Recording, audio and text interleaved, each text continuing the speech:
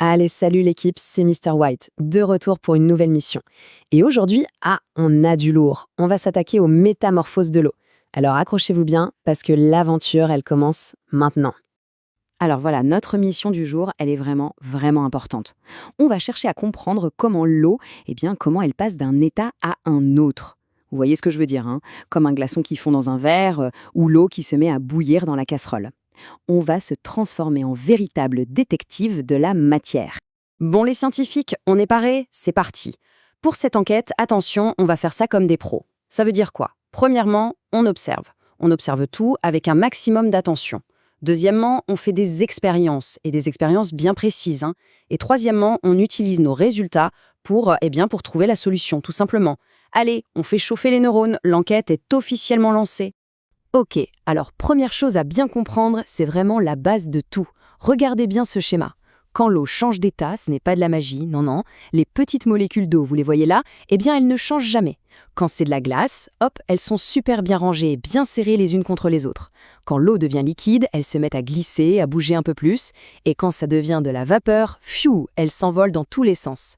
Mais, et c'est ça le plus important, ce sont toujours les mêmes. Rien ne se perd, rien ne disparaît, tout se réorganise. C'est clair?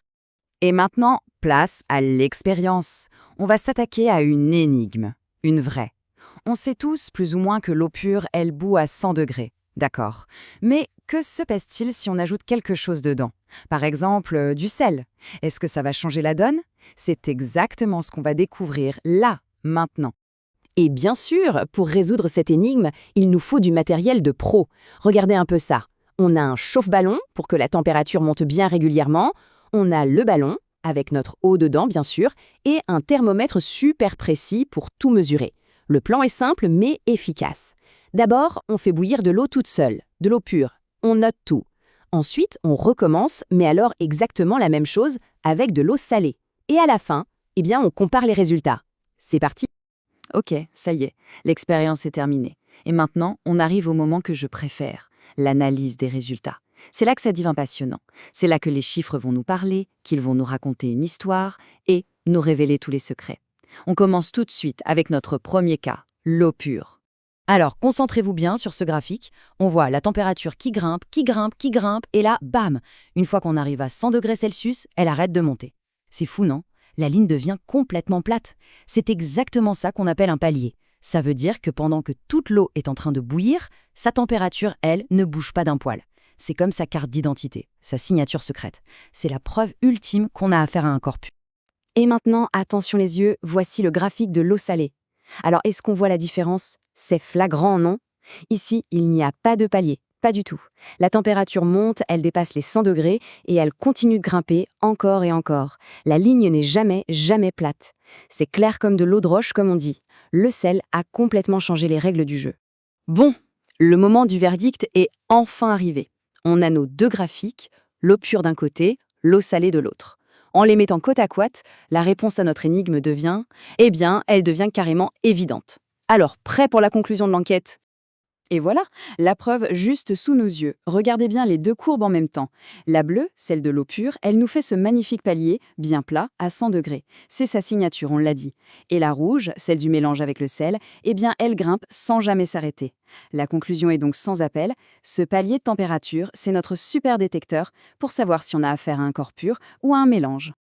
Et le plus cool dans tout ça, c'est que ça marche aussi dans l'autre sens, pour la congélation.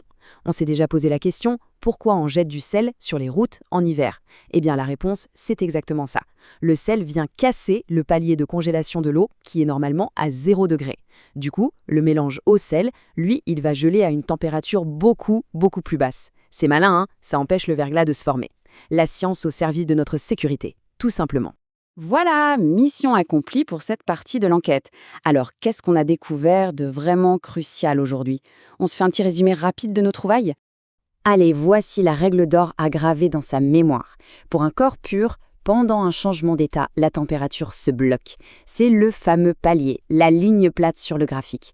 Et pour un mélange, la température, elle, continue de varier.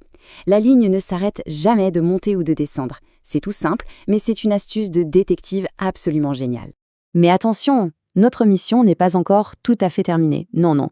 On a bien parlé de la température, mais il y a d'autres mystères qui nous attendent.